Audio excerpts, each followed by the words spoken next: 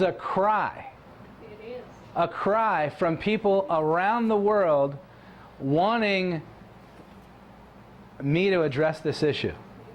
And I have put it off because I don't want to get into controversy. I don't really like controversy. And my goal, our goal over the last year is to come together on the points that we agree on. Now, everybody in this room right now, we don't agree on everything. And when we leave here today, we're not going to agree on everything. Okay? But events have been happening, and the cry from people around the world, and even today I'm getting emails. What is this? What is this? What's going on?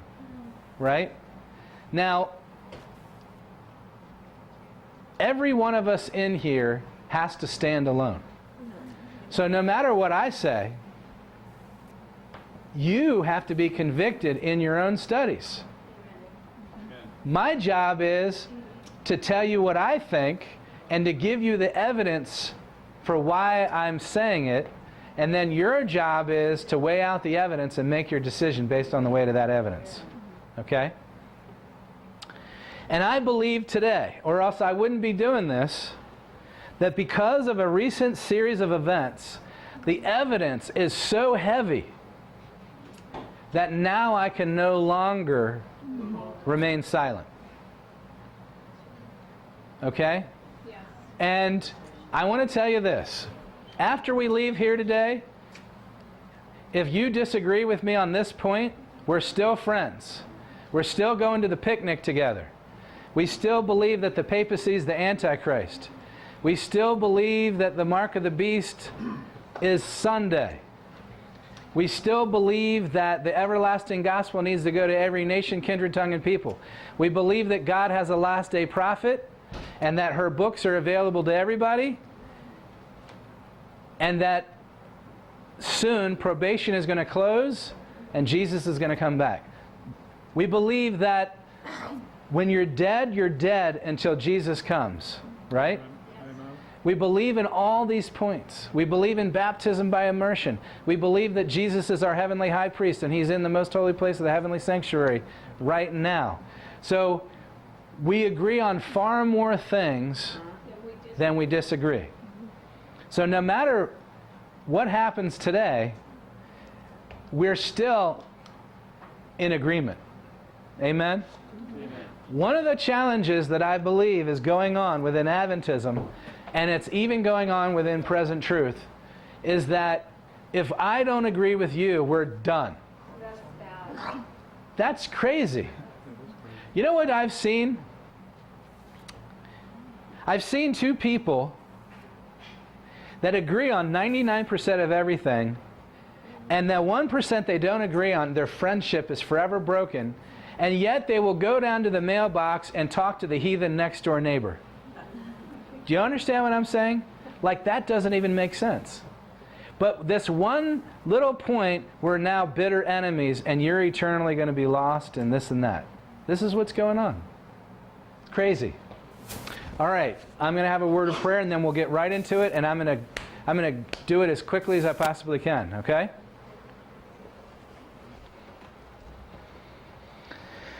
Dear Heavenly Father, I pray that you would forgive me first and foremost of my sins. I'm not even worthy to even stand here. So I pray, Lord, that you would stand in my stead. That through the words of your prophet and through the word of your Bible, that you would give us instruction, that you would lead us into all truth, and that you would unite us behind the banner of the third angel so that we could move forward and onward into victory. And through you and your victory and your robe of righteousness that covers us is my prayer in Jesus' name. Amen. Plainly, the more I study, the more I see again and again and again, not only through the ministry of Jesus Christ, but by the writing of his prophet, that we need to make it plain. Amen. It's got to be simple. Now, that doesn't mean that we can't, on our own personal time and in meetings like this, get into deep discussions. It's fun. It's neat. It's amazing. And through endless ages, in heaven. The Bible will continue to reveal these things through all eternity. It's so deep. It's a fountain that will never run dry. Amen? But in this world today, we're living in a very ignorant society. Okay? Now notice I use the word ignorant. That doesn't mean that you have a brain problem. It just means that you haven't been given the information. Okay? We're expecting people to understand things when they don't even understand the world around them. Things have to be given so simply. And the parables and the examples that Christ gave were so simple. Look at the wheat. Look at the tree. You know, when you see the leaves coming, you know, summer is near. Man, so it's just simple, simple, simple. Right? Just really simple. And done in such a way, in a story form, that everybody could understand it. We were talking a little while ago about the story of Daniel 2. What a simple story. A simple story in a few minutes illustrates the whole history of the world from Babylon all the way down to the end of time in a very simple, easy to understand way. And so, let's get into it.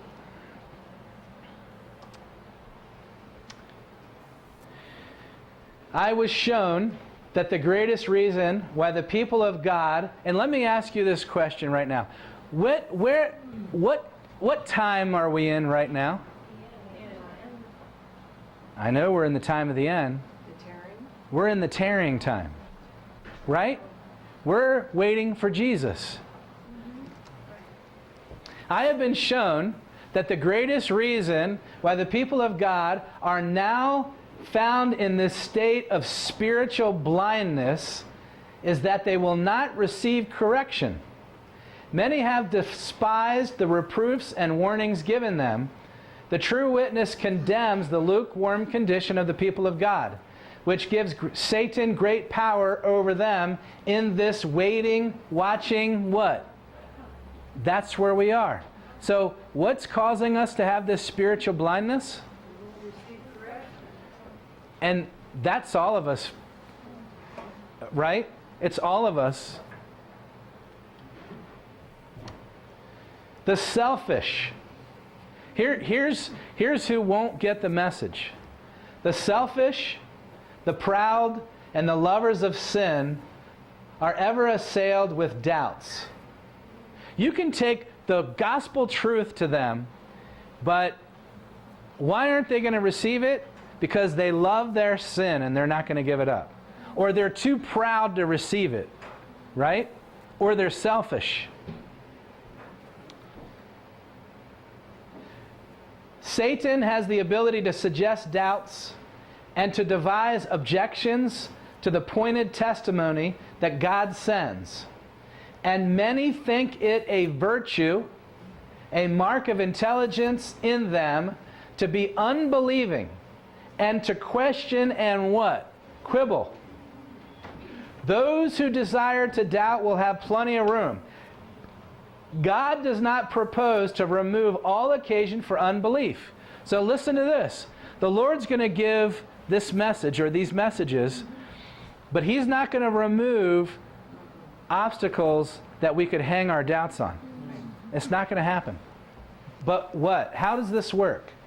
God does not propose to remove all occasion for unbelief. He gives evidence which must be carefully investigated with a humble mind and a teachable spirit. All should decide from the weight of the evidence. So here's the way it's going to go. There's evidence on both sides. Doubt and evidence. True evidence and doubt. A decision has to be made by weighing out the evidence for or against. We make our decision not based upon preconceived ideas or notions, not based upon the popular speakers, including myself, but we weigh it out, where does the evidence rest? And we make our decision based on the weight of that evidence. It's like We all have this in us. And I can tell you why. I can prove this. Going all the way back to the 1800s. Okay? And these guys like Inspector. What was that guy? Sherlock Holmes. Right? And he's trying to prove something. And he's doing evidence gathering. Fingerprints. This, that. Timelines. The whole 9 yards. And ever since those days, and even up until now, the people of this world are titillated in their mind through these programs of how to get forensic evidence and all this kind of stuff together to prove something, right? We love this stuff, right? You don't. But the majority of people do. They love this stuff. And Mrs. White's saying, hey, we need to do this. We need to be, she says, he gives evidence which must be carefully investigated. You are to be an investigator. Amen. You are to gather the evidence for yourself and make that decision based on the weight of that evidence. And so today what we're going to do is we're going to lay out this evidence, and you make your decision today based on the weight of the evidence that you've been convicted of.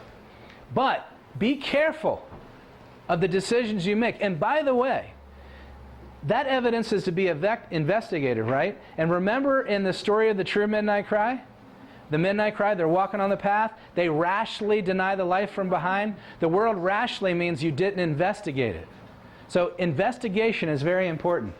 But there's something important that you need to know. She goes on to say this. The word of the Lord, spoken through his servants, is received by many with questionings and fears. And many will defer their obedience to the warnings and reproofs given, waiting till every shadow of uncertainty is removed from their minds. There's other places in Mrs. White's writings where she talks about the pastors, and I have these quotes where she says that a lot of times, and I'm paraphrasing, nothing gets done because they're not sure whether what they have is the truth or not. And she's basically saying, you just need to do something. You know what I mean? Do something. Get the message out here. Don't wait until you're 100% sure. The Lord will lead you in these things.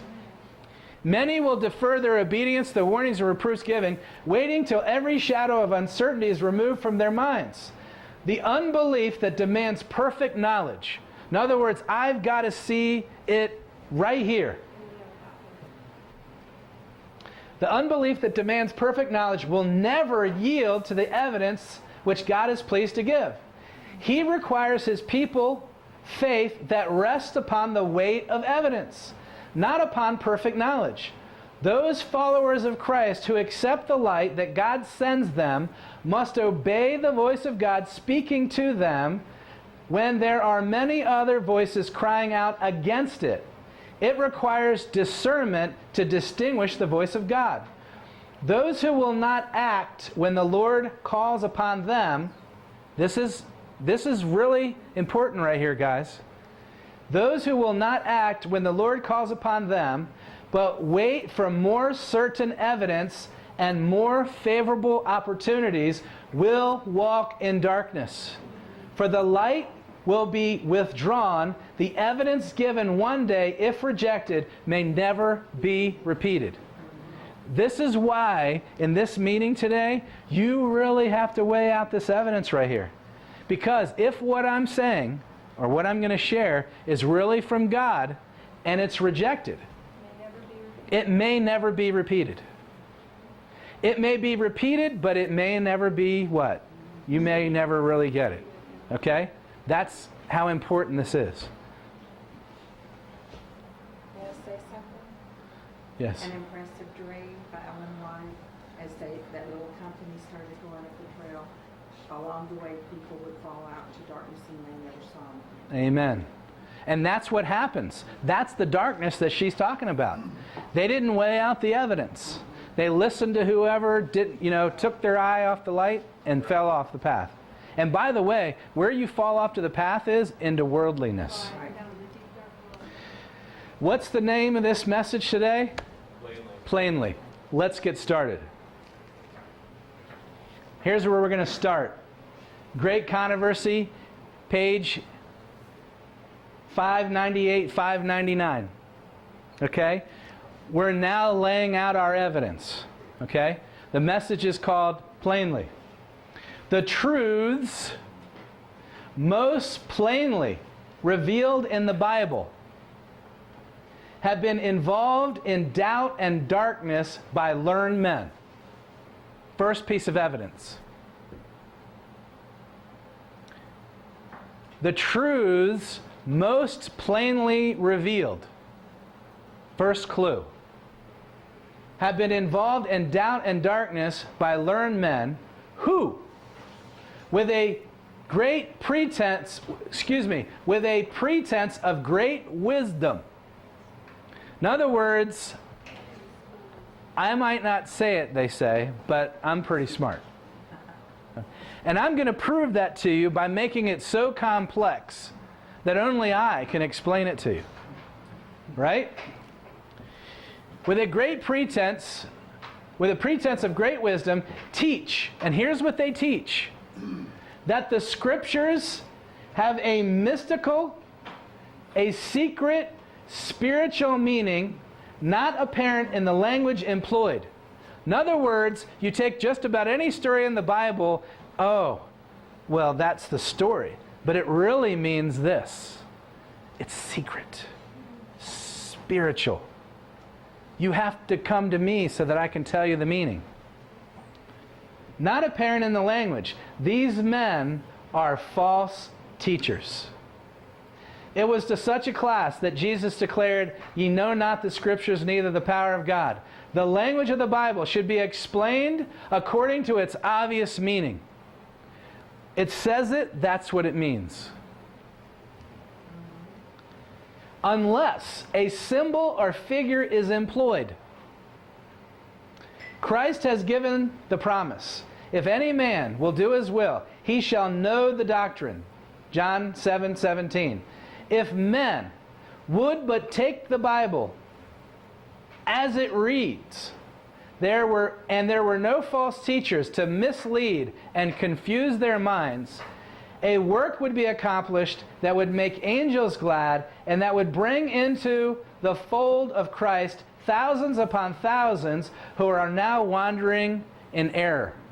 I'm going to share with you an event that took place where a time within the Advent movement where thousands and thousands were coming. They were flocking. They were pouring in to hear our message. I'm going to share with you that in a few moments. Notice this. Unless a symbol or figure is employed, how are we to take the Bible? Literal, just as it reads. And how do we know if something is figurative? If it does harm to nature. A beast coming up out of the sea with 7 heads and 10 horns, never seen it. Does harm to nature. Amen? That, unless it's that, it's to be understood just as it reads. Why am I going to share this?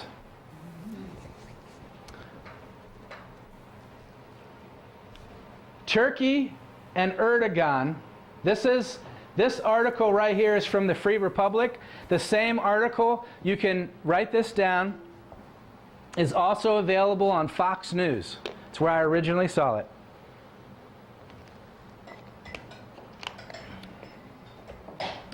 And I'll explain what this has to do with what we're talking about in a few minutes. Okay? Turkey and Erdogan. Here comes the real caliphate. Haven't you ever heard of the Midnight Cry and the true Midnight Cry? Okay. So ISIS is trying to start a caliphate. But this man, Ralph Peters, brings out that Turkey is the real caliphate. Now, in case you don't know what a caliphate is, it's like church and state, but it's mosque and state. It's where the belief system steers the government. It's not like a democracy, it's a theocracy type of thing. And usually it's run by a strongman or a dictator that they call the Sultan. Okay? Look at this quote. I encourage you, I highly, highly, highly, highly encourage you to go online, type in Turkey, Erdogan, Here Comes the Real Caliphate by Ralph Peters, and read the whole article. Really good. It's going to enlighten your minds as to what's going on in the world. Okay? Let me just read the first couple lines here. If today's Western leaders possess one general trait, it's a genius for self-deception. Insisting that Islamist terror has nothing to do with Islam, or that religion has no strategic impact, or that all human beings want freedom and democracy, amounts to declaring that down is up and left is right and day is night. I like that. One of the reasons why I picked this is because he says it right in here. Right in here. Because, and I'm going to have to admit something. There's thousands of videos of me out there giving a different position than I'm going to give today. If it was up to me, I would have stayed with my old position because I've already said all these things. But how many people have ever built something before and you didn't really look at the manual that well? You just figure, oh, it must be a breeze, I'll just stick it together and everything. And then you get almost done and there's that part there. And then you've got to backtrack and you realize you got to take the whole thing back apart again because you didn't follow the instructions. You either went by what you thought or what somebody had told you. And so that's what's happening right now before your very eyes. I realized a few things and now I've got to take the whole thing back apart and follow the instruction manual. And here's part of it. When somebody says that declaring up is down and right is left and day is night, what is that? It's confusion, right? So brothers and sisters, I want to just lay out another piece of evidence. If I say that the king of the south is in the north, that's confusion. Can I get an amen on that? Amen. Because if I go to my brothers and sisters in the world and say, hey, look, I know it says the king of the south, but it's really in the north. Is that going to really make a lot of sense? I mean, just, right? Okay, you see what I'm saying?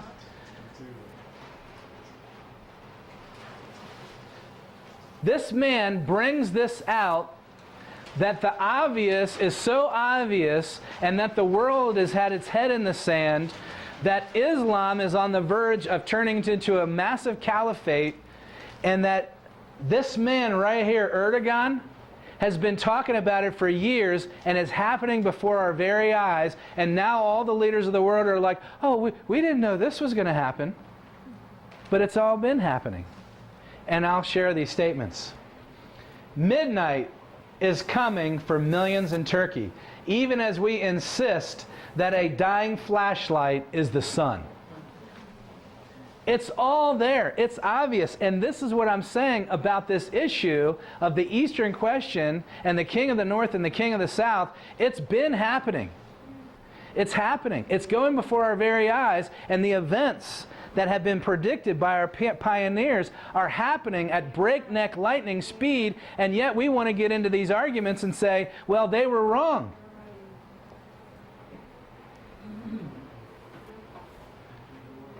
Turkey. What's this date right here? 28, right here. What's today? The 30th, okay?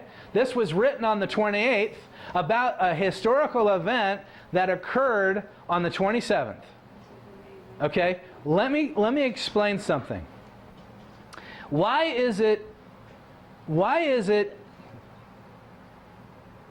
something that we should listen to when the president of Turkey talks about reforming a caliphate? Well, let me explain.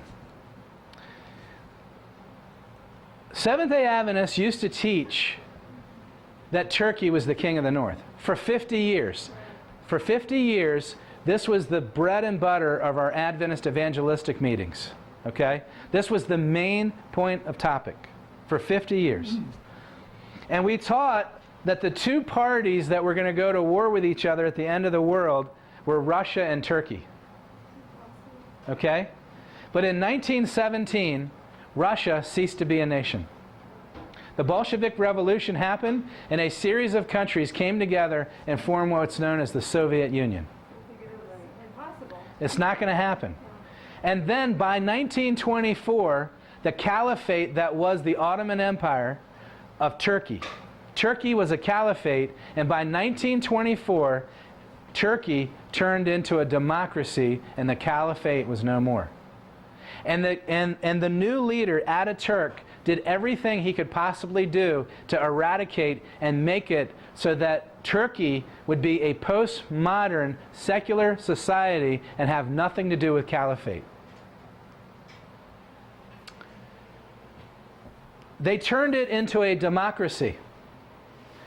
And I did a little research on this, and they took the constitutions of Switzerland, Italy, and I believe it was France in 1924 period, and they molded it into a new constitution, and they created a free society.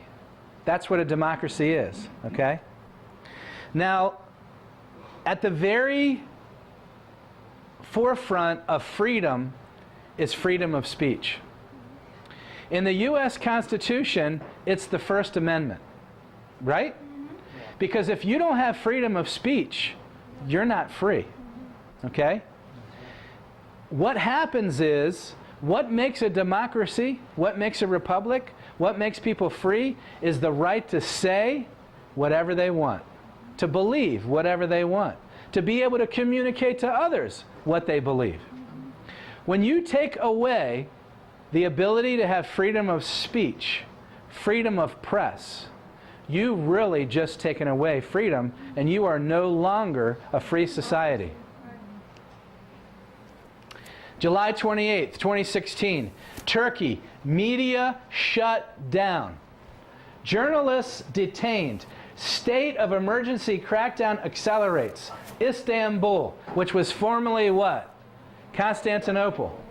The Turkish government's news media shuts down. The Turkish government's news media shut down shows how the state of emergency law is being used to deny the right of what, brothers and sisters? Free speech beyond any legislative aim of upholding public order today. The government ordered 131 newspapers, news agencies, publishers, television and radio stations to close down. The decree number 668 ordering the closures published in the official gazette on what day? 2016 comes after prosecutors issued arrest warrants for 89 journalists, media workers, and executives over 2 days. The closures and detentions demonstrate an accelerated, and what's going to happen at the end? Going to happen quick. Campaign against media and the government identifies as supportive of this guy right here, Fethullah whatever, who the president is using as a straw man to really take over. Okay? So, what does this have to do with us? So, in the first little bit I showed you is that a whole article on how the president of Turkey wants to turn Turkey back into a caliphate. Okay? The second article that I shared with you is to show you that the government of Turkey on July 27th, by passing a law that you can't have freedom of speech, essentially made the announcement that they're no longer a free country and no longer a democracy. Because not only have they shut down the TV, the radio, the newspaper, the publishers, and all this kind of stuff, they've arrested the journalists, and they've arrested judges, journalists, military officials. It's a total crackdown of society. It's completely no longer a free nation. And what's the date on there? What does that have to do with anything? Because Turkey became a caliphate on July 27th, 1299. History is repeating itself.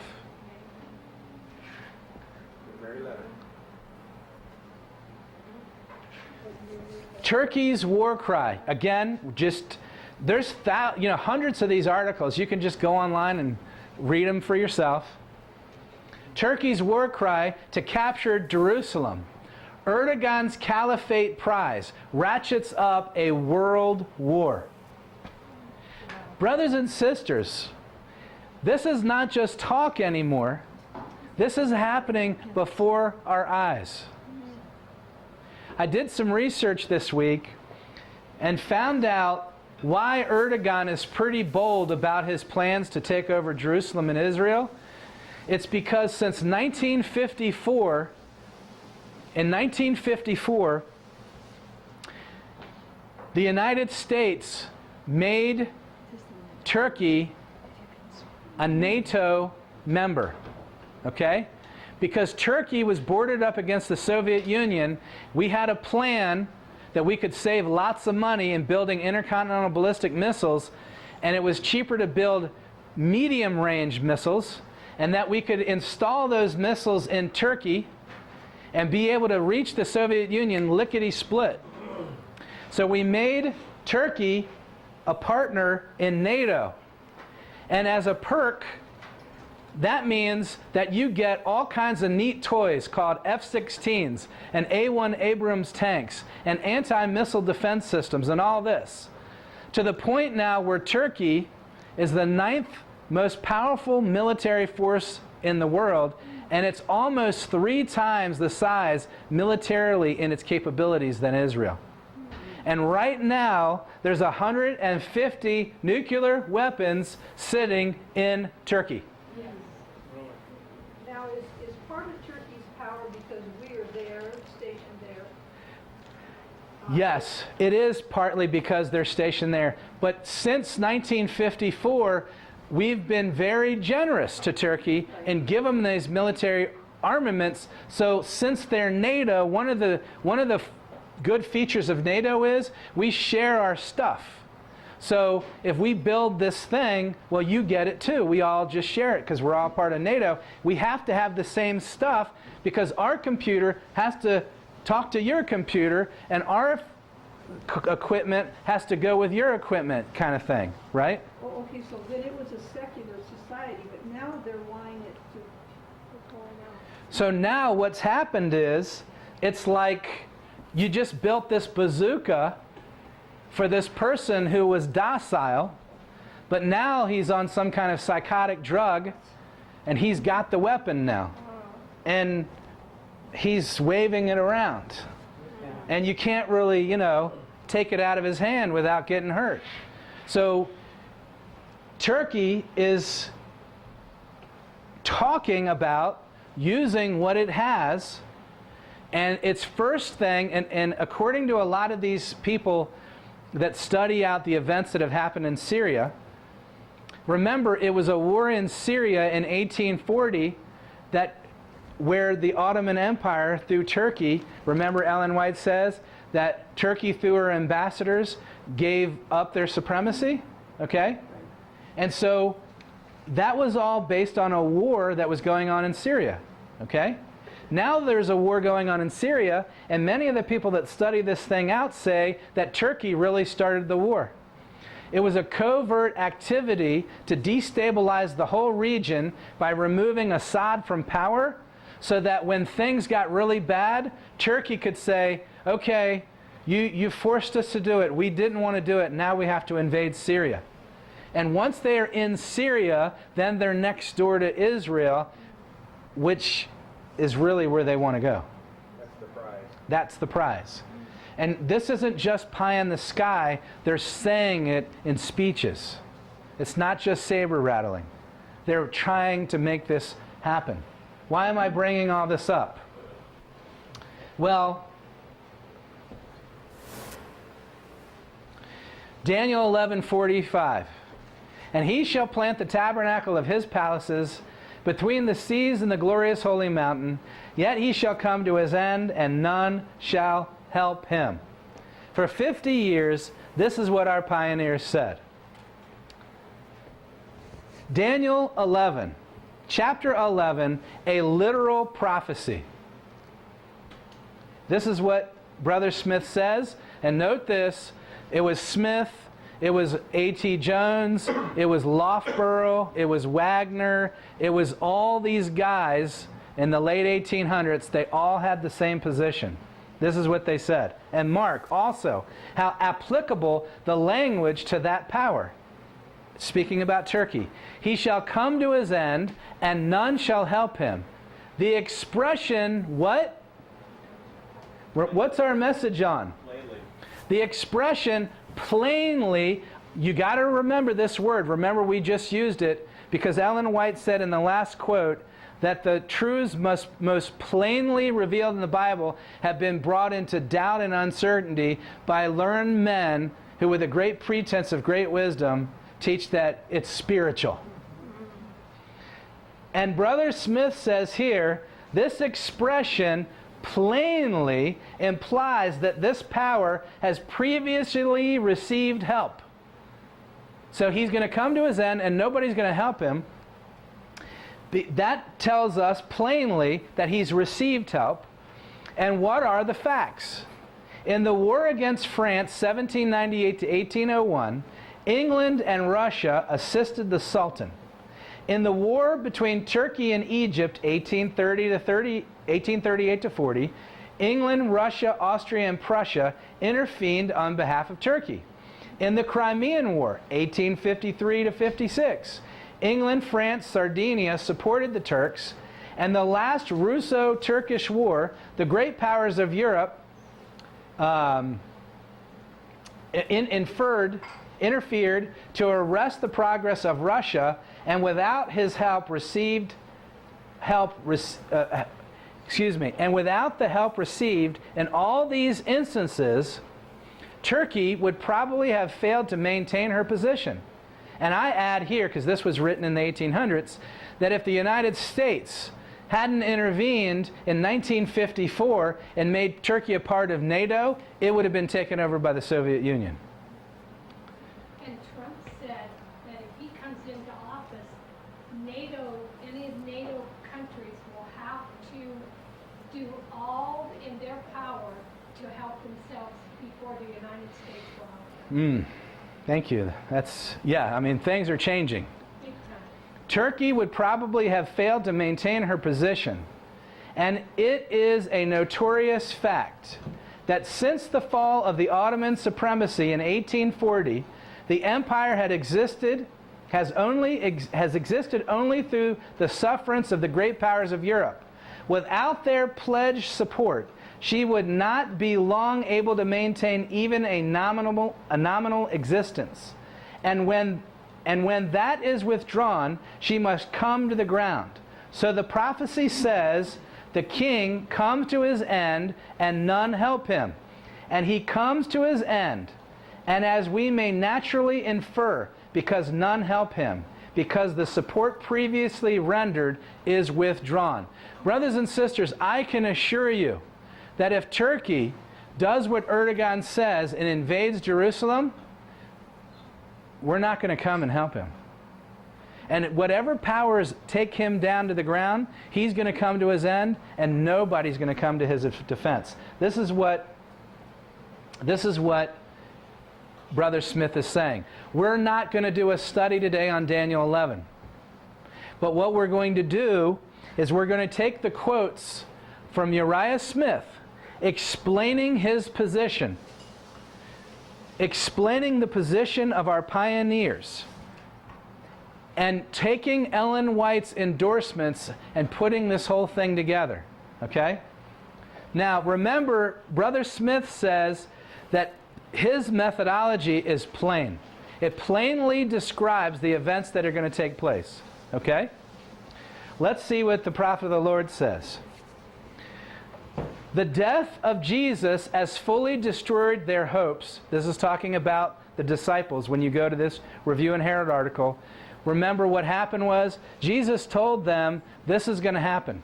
I'm going to be taken. They're going to put me to death. I'm going to raise on the third day. No, that's not going to happen. No, it's going to happen. But they wouldn't listen. Listen. The death of Jesus has fully destroyed their hopes as if he had not forewarned them. Okay? So in the prophecies of the future, the future is open before us as plainly. Hold on a second.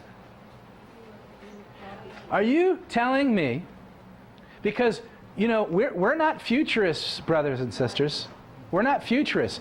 We believe as Adventists that the prophecies, by and large, have mainly been fulfilled, right? There's only a small bit of the prophecies that yet have their fulfillment. That's right. Right? So whether you agree on or disagree on Daniel 11, we all agree that they've all nearly reached their complete fulfillment. That's all that's left. Here's what she says. So in the prophecies, the future is open before us as plainly, simple to understand, as it was open to the disciples by the words of Christ. The events, and this is what we need to be focusing on, the events connected with the close of probation and the work of preparation for the time of trouble are clearly presented. I like that, don't you? They're not complex. They're clearly. But multitudes have no more understanding of these important truths than if they had never been revealed. Hold the presses. Hold the presses. In 1906, Ellen White says that the events associated with the close of probation have already been revealed. They're clearly given and plainly open to us, but multitudes have no understanding of these important truths than if they had never been revealed. Satan watches to catch away every impression that would make them wise unto salvation. Be a wise virgin. Until the time of trouble will find them unready. One of the things that she says about the prophecy, she says, as the prophecies are fulfilled, they will explain themselves. Yes. And they're fulfilling, I'm saying, I believe, before our very eyes. Amen. Let's move on. So look, guys, I'm not reading into something. She says it's already been revealed.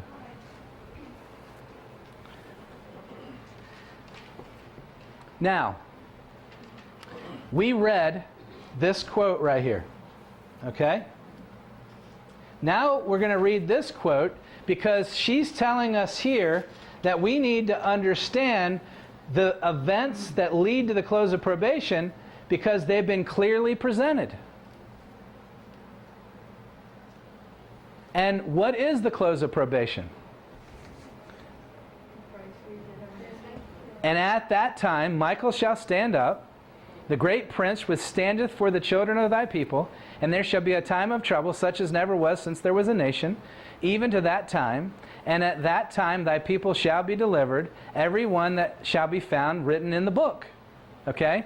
So this is Daniel 12, verse 1. So if you look in your Bibles, to Daniel 12 and verse 1, and Ellen White says in the previous quote that the events leading up to the close of probation have been clearly given. Okay? Plainly and clearly given. She uses that word, plainly.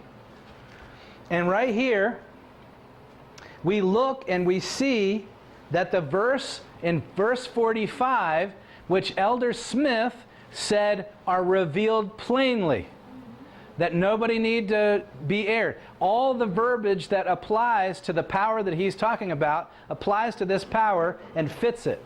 Okay? Now, Ellen White said we need to study the events leading up to the close of probation. They've been plainly given.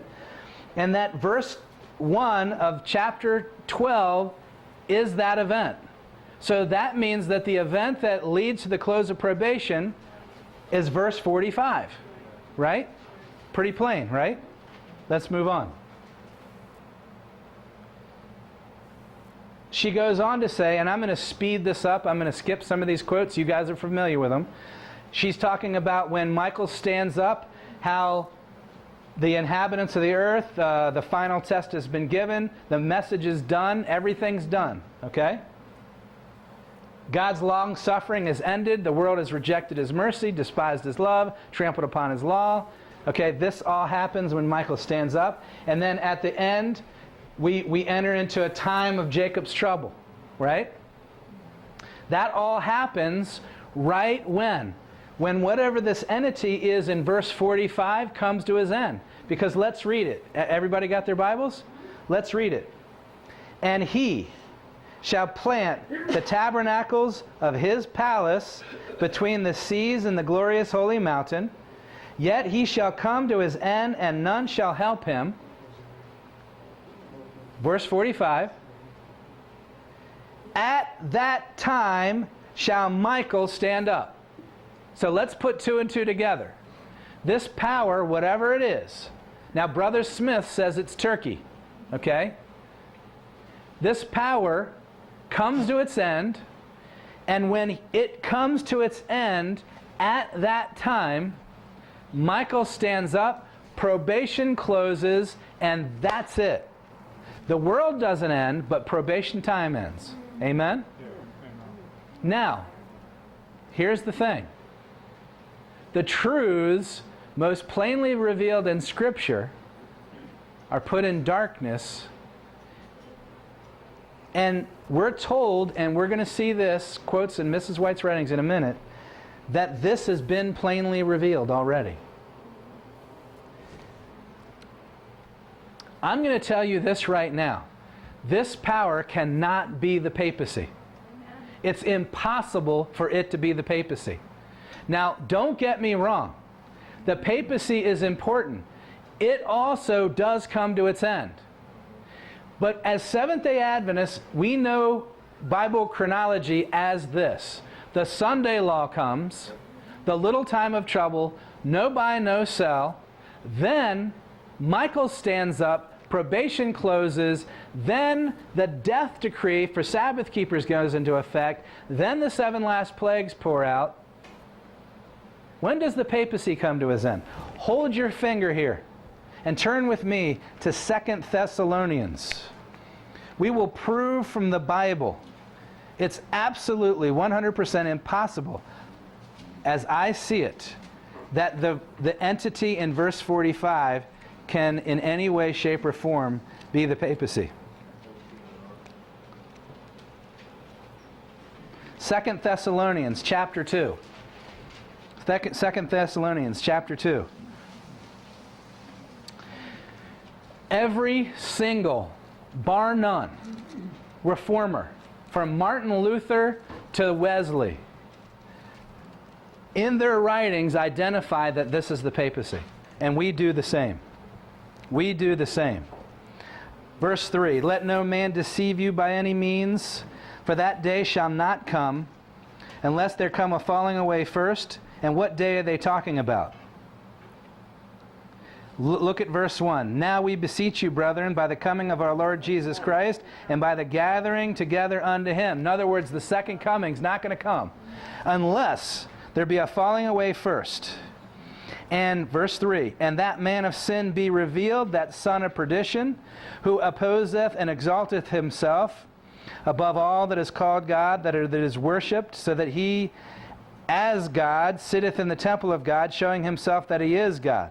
Remember ye not that when I was yet with you, I told you these things? And now ye know what withholdeth, that he might be revealed in his time. Through the time prophecies. Amen? For the mystery of iniquity doth already work. Only he that now letteth will let until he be taken out of the way. And then shall the wicked be revealed, the papacy, whom the Lord shall consume with the spirit of his mouth and destroy with the brightness of his coming. Amen? Yes, sir. The falling away, how do you see that? Who is that? That was when pagan, heathen, idolatrous teachings of the Roman Catholic Church came into Christianity. There had to be a falling away first so that man of sin could be revealed. But the point I want to make here is this. According to my Bible, and according to the spirit of prophecy, the papacy is going to be destroyed by the brightness of Christ's coming, which precludes him from being the entity in verse 45, because in verse 45 he comes to his end and none will help him, and at that time Michael stands up. Can I get an amen? Amen. It's impossible for it to be the papacy. Amen. Is the papacy important? Absolutely. But it's going to come to its end in Revelation chapter 18. Can I get an amen there? Amen.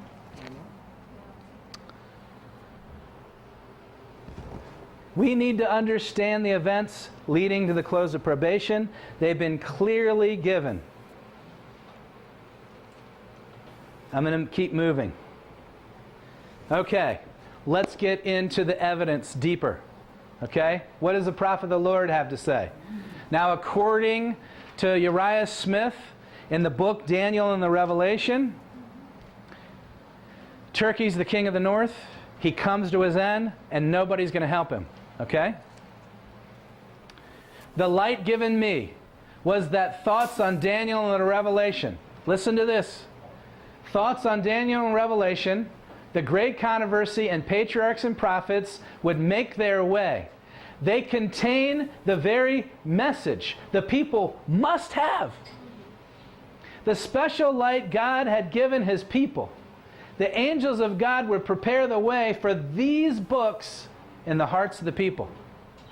Listen, she puts this book right up there with these other books that she's written, okay?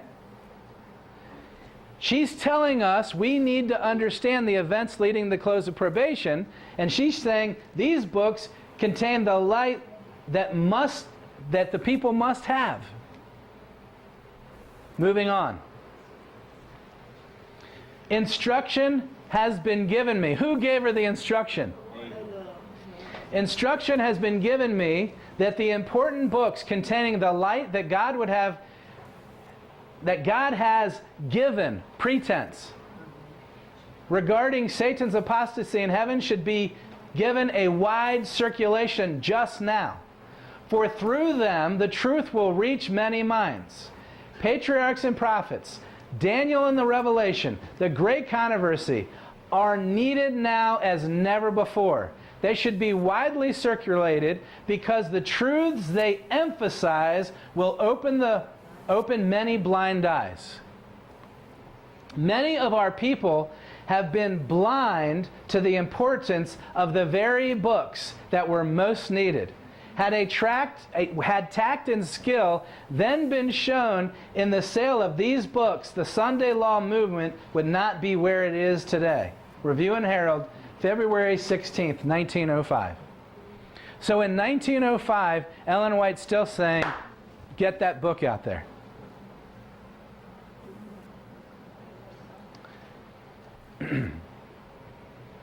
I consider that book.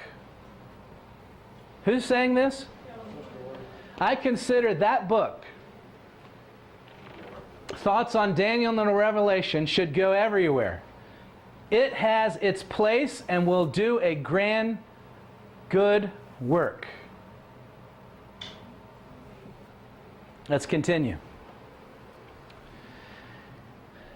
I already did this one. Hold on, let me move forward. Guys, it was this quote right here. This quote right here that was the linchpin that has brought me to this point where I am today. Okay? Those who are preparing to enter the ministry, who desire to become successful students of the prophecies, will find Daniel and the Revelation an invaluable help. What does invaluable mean? You can't put a price on it. They need to understand this book. Are you ready for this? It speaks of past, present, and future. Laying out the path so what? Plainly. There's the word. Because she's saying the events have been laid out plainly already that lead up to the close of probation. And then she's saying, there's where it is. Laying out the path so plainly that none need err therein. Those who diligently study, and we saw we need to investigate, right? Those who will diligently study this book will have no relish for the cheap sediments presented by those who have a burning desire to get out something new and strange to present to the flock of God. The rebuke of God is upon all such teachers. Wow. They need that one teach them what is meant by godliness and truth. The great. And what's more greater than the events leading up to the close of probation? Can I get an amen? The great essential questions which God would have presented to the people are found in Daniel and the Revelation. There is found solid, eternal truth for this time. Everyone needs the light and information it contains. Can you get more of an endorsement than that? I think not. Wow. Do you mean if I come up with a different take on the prophecies that are laid out in that book, that the rebuke of God is upon me? Wow. That's powerful. That's powerful. Remember what she said? That if books of a new order would come in. Listen to this, guys. This book of Daniel and the Revelation was bedrock, foundational, pin and pillar tested stuff in Adventism for 50 years. Amen. And she said that books of a new order would come in, and that if these books were allowed to come in, it would undo everything we've been doing for the last 50 years. Can I get an amen? Amen. Amen.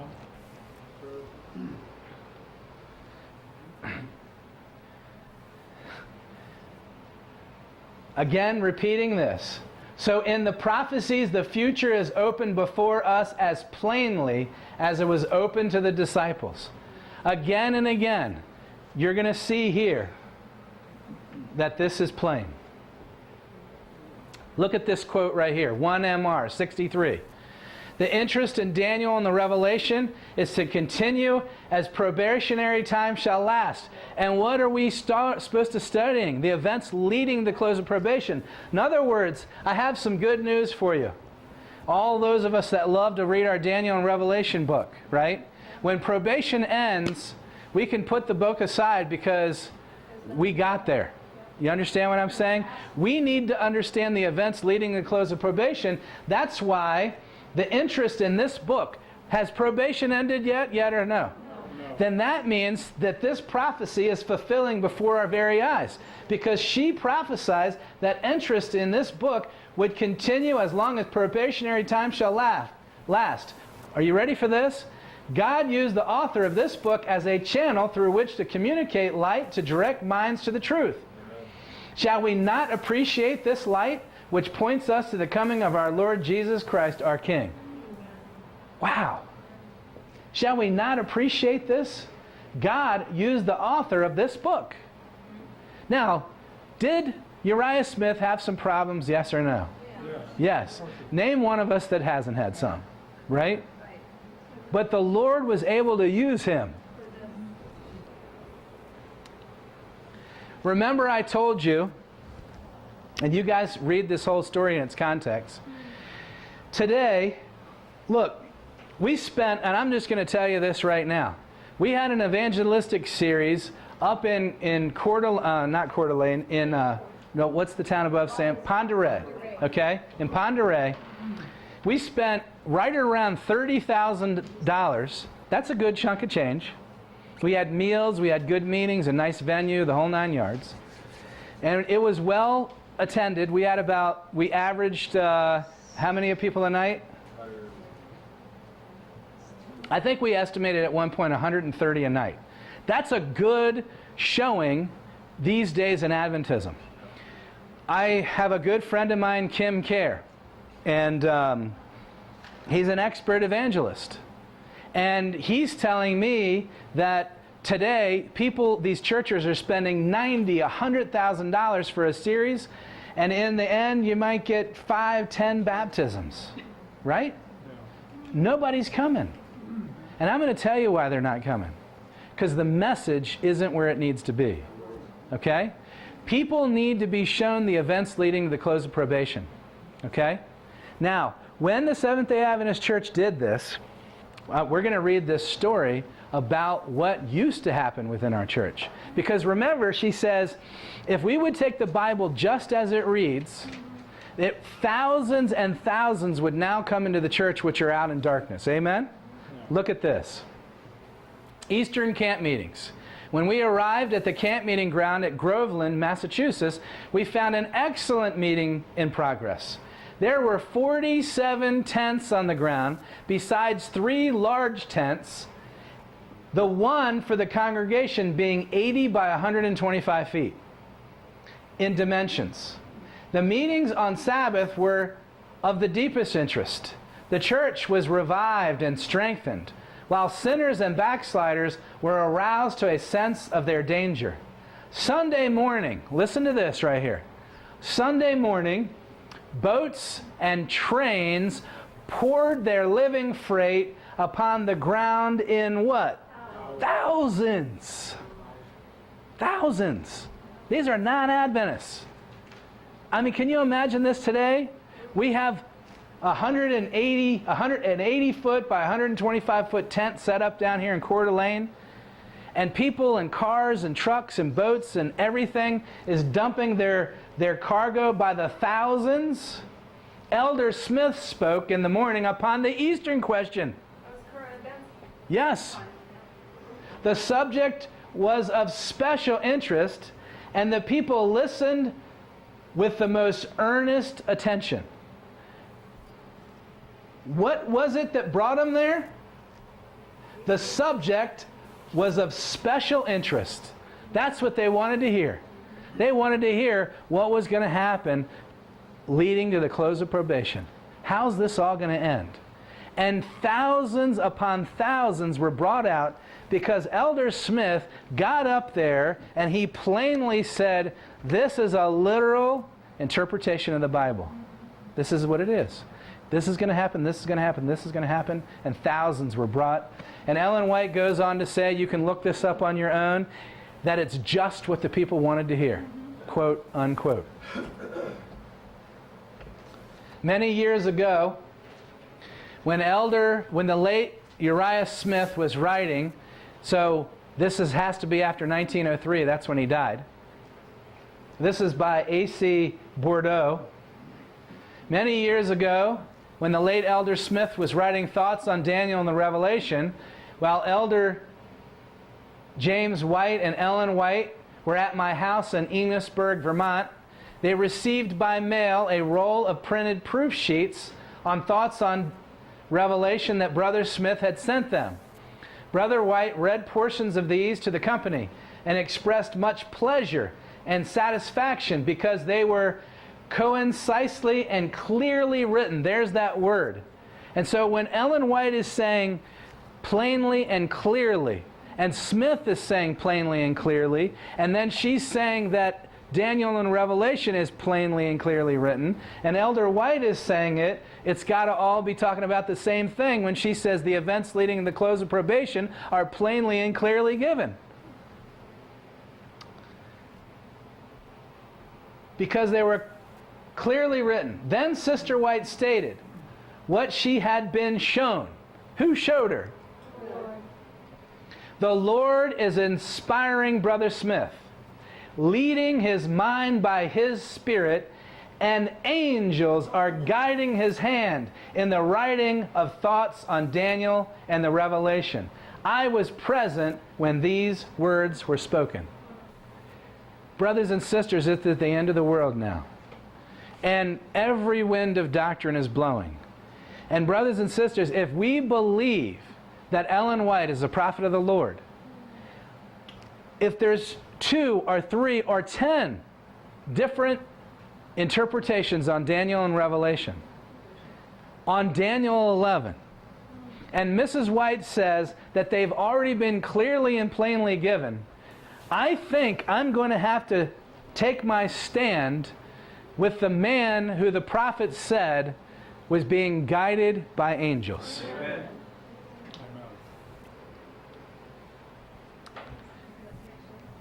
He shall come to his end, and none shall help him.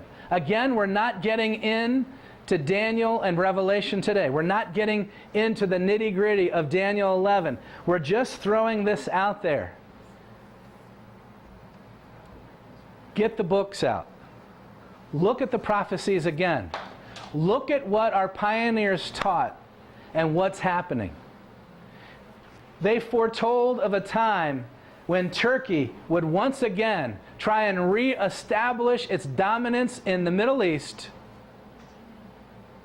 that it would come to its end, that tidings out of the north would be Russia, there would be a war in the Middle East that would escalate, Turkey would come to its end, everything would just go haywire and crazy, Michael would stand up, these series of events would cause a time of trouble such as the world had never seen, wars and devastation beyond imagination.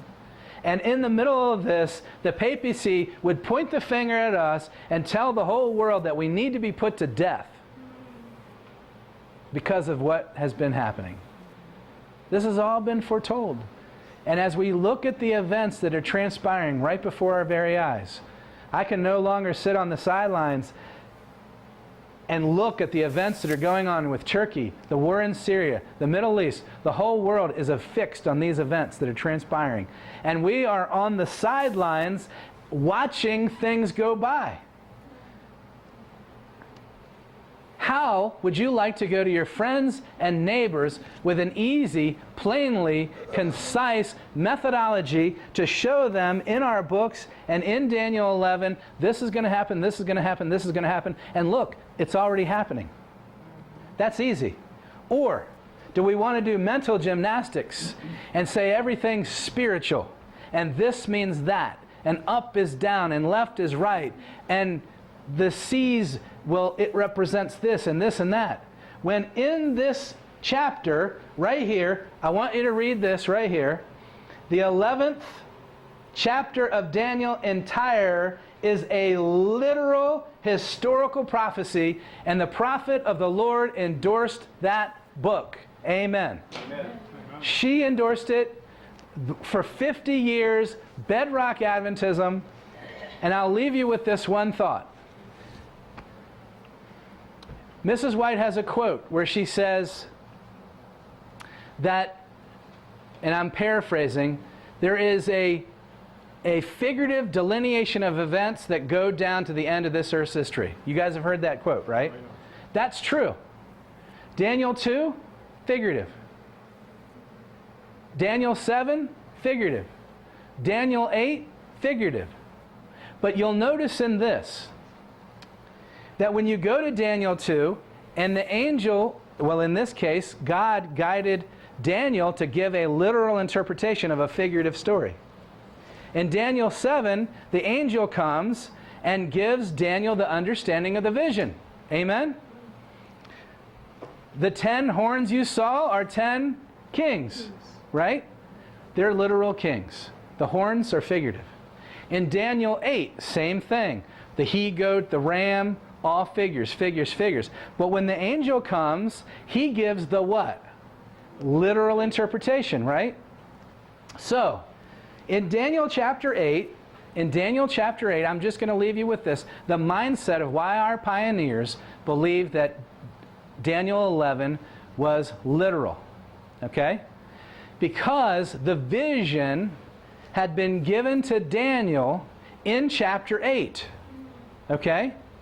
And the angel, let's go to Daniel 11. Daniel 11 and verse 1. Daniel 11.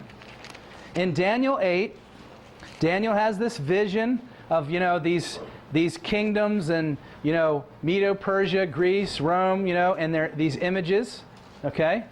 And then the angel comes here in verse 2. Let's start in verse 2. Daniel 11, verse 2. And now will I show thee the truth. I like that, don't you? So Daniel, sees all these things, and the angel now comes and says, hey, I've come now, I'm going to show you the truth.